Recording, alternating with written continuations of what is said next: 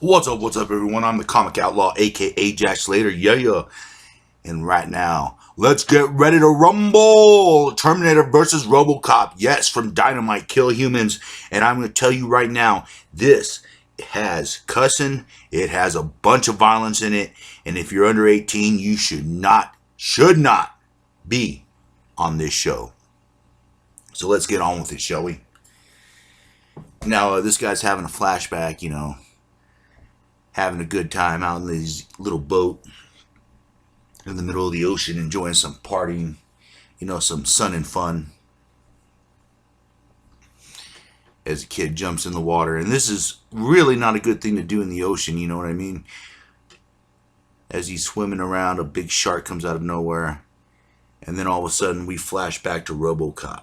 Now this comes into play later, that's why I'm touching on this right now. As Robocop yells, "No!" Now we're back. And this timeline, if you've seen the Terminator movies, this happens around Terminator 2. But it's altered now. Robocop has taken out the Terminator, basically deprogrammed him. And now it's him, Sarah, and John on the run from the T-1000. And this is where Sarah's beginning to understand the difference between Robocop and the Terminator. And I love how, the T-1000 just makes a little extra arm so he can load himself and drive at the same time. You gotta love liquid metal. Anyways, Robocop goes on to explain that they didn't stop anything. They still use the chip and the arm, and the war still happens. They only delay Judgment Day. They don't actually stop it. They fell in their mission. Their mission to stop Skynet. Now, as they're being followed, John ducks behind the bulletproof vest, just like in the movie. And Robocop tells him to hold on. And this is where Sarah's slowly beginning to realize that Murphy doesn't have the same mission that the Terminator does. He doesn't want to keep John alive. He wants to stop Skynet. And that will come into play later as the T-1000 just begins to unload on them from the helicopter. He has the high ground, of course. Ba-boom, ba-boom, ba-boom, ba-boom. Relentlessly shooting at them. It's even hitting the bulletproof vest that John's ducked behind. And Sarah's actually yelling out, "You're going to get us killed." And Robocop says, "Perhaps." But he doesn't care. It's not his mission to keep them alive.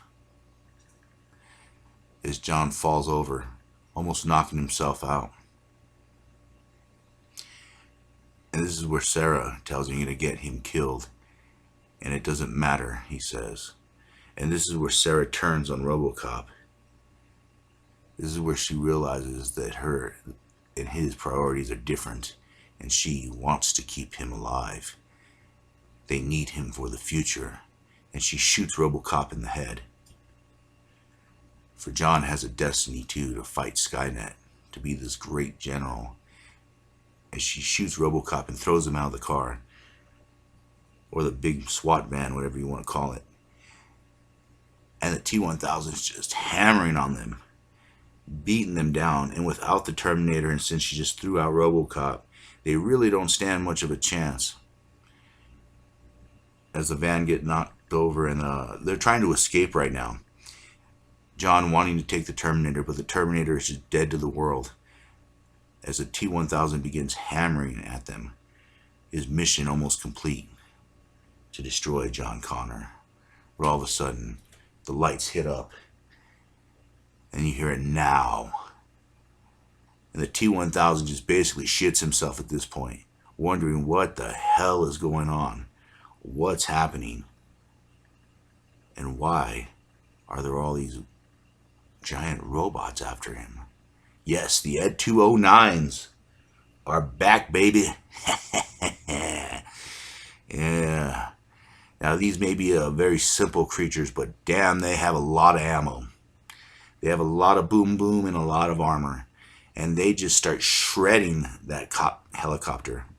And they start shredding the T-1000. Boom, ba-boom, ba-boom, shot after shot after shot. Piercing its liquid metal. Now, this won't exactly get the job done for the T-1000, but yes, this does cause him a shitload of pain as the helicopter comes crashing down. The T-1000s tell Sarah and John not to move, and all of a sudden, their benefactor comes out of nowhere. A man by the name of Dick Jones. Yep, OCP's Dick Jones.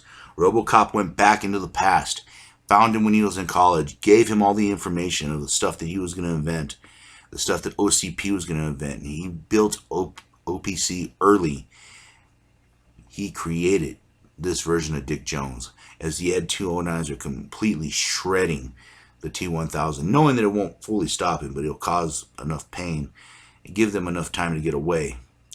And of course, Robocop made him a deal that he would give him all this as long as he showed up with resources when Robocop needed him. Now they have no choice but to come with Robocop. Sarah asks, "Can I trust him? Can I trust you? And how can you know if you can trust him?" Robocop looks, "Because I created him." And indeed he did. Sarah, at this point, has no choice. And I love how the T-1000 just looks like he's in pain as they just keep shredding him and shredding him and shredding him. He is not a happy camper. But yes, Sarah and John get on the plane, and they end up on an aircraft carrier with other boats around it, waiting to see what happens, waiting for Skynet's next move, waiting to see if they could stop this terrible war and avert Judgment Day once and for all. Well, I'll catch you on the flip side. Yeah.